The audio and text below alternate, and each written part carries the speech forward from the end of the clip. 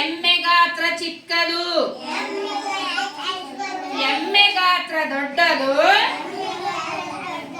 ಕುರಿ ಗಾತ್ರ ಚಿಕ್ಕದು.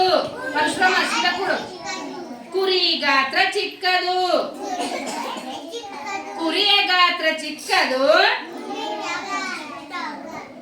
ಕುರಿ ಗಾತ್ರ ಚಿಕ್ಕದು.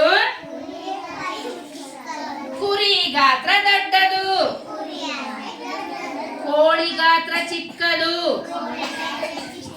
ಕೋಳಿ ಗಾತ್ರ ದೊಡ್ಡದು.